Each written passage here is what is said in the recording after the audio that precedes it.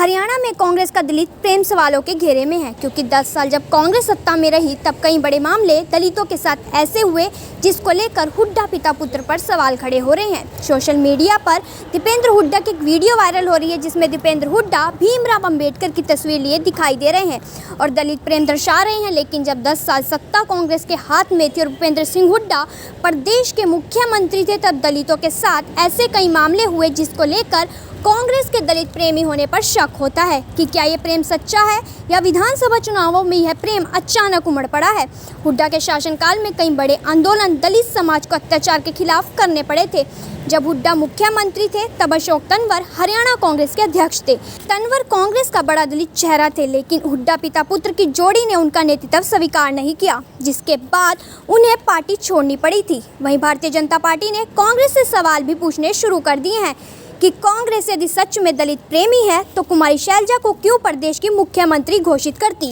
साथियों, मैं पारू गर्ग और आप देख रहे हैं अम्बाला न्यूज अपडेट। जैसा कि यदि हम कांग्रेस की बात करें तो दलित को लेके कांग्रेस का प्यार अब जागता हुआ नजर आ रहा है और 10 साल के कार्यकाल में देखा जाए तो दलितों के काफी मामले हुए हैं और ऐसे में आजकल एक दीपेंद्र हुड्डा की फोटो वायरल हो रही है जिसमें वह अंबेडकर के साथ फोटो के साथ प्यार करते हुए नजर आ रहे हैं। आइए बात करते हैं लोगों से कि क्या कहना है उनका इस बारे में। मेरा दीपेंद्र हुड्डा जी से एक सवाल है कि जब आज से 10 साल पहले हरियाणा के अंदर माननीय भूपेंद्र हुड्डा जी की सरकार थी, उनके शासन के अंदर मिर्चपुर कांड हुआ था जिसके अंदर पिता को और उसकी बेटी को दबंगों ने जलाकर मार दिया था और गोहाना के अंदर भी एक कांड हुआ था। इस तरह अनेकों कांड हुए थे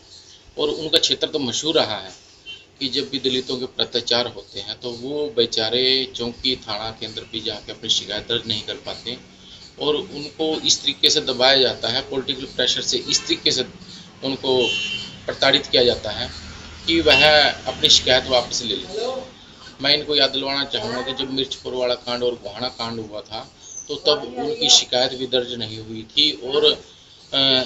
नेशनल एससी कमीशन ने इसके अंदर इंटरफेरेंस किया था। केंद्र से आई थी, नेता लोग आए थे और उन्होंने उन लोगों का साथ दिया था। हाँ, दलित लोगों ने काफ़ी दिनों तक धरने प्रदर्शन किए थे और जब दलित लोग सीएम हाउस के अंदर अपनी शिकायत लेकर गए तो उनको वहाँ पर भी घुसने नहीं दिया था। तो ऐसे अनेकों ऐसे कांड हुए जिसके कारण उस समय के दलित बहुत प्रताड़ित हुए। मेरा माननीय दीपेंद्र हुड्डा जी से एक सवाल है कि जब उन्होंने बाबा साहब के विचारों को नहीं माना, उनके अनुयायियों का प्रताड़न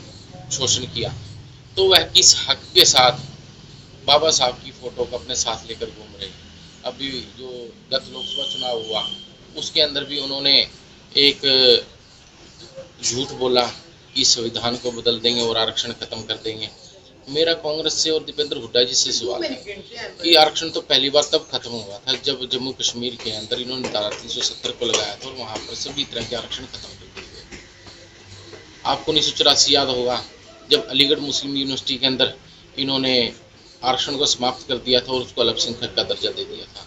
2004 के अंदर आपको याद होगा जब जामिया मिलिया यूनिवर्सिटी को उन्होंने अल्पसंख्यक का दर्जा दे दिया था और वहाँ पे आरक्षण खत्म कर दिया था। इस तरीके से कांग्रेस सरकार ने लगभग 9000 संस्थानों को अल्पसंख्यक का दर्जा देकर आरक्षण खत्म करने का काम किया है और हुड्डा जी की सरकार तो इस चीज़ के लिए बड़ी मशहूर रही है कि उन्होंने एससी समाज की जो नौकरियां हैं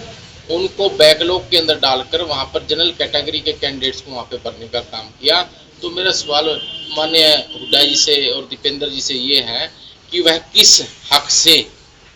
झूठ बोलकर दलितों के वोट हथिया रहे हैं, क्योंकि उन्होंने गत लोकसभा चुनाव के अंदर भी यही किया था और वो खुद जनता को बताया कि ऐसा संविधान के अंदर क्या कौन सा प्रोविजन है जिसके तहत संविधान को बदला जा सकता है।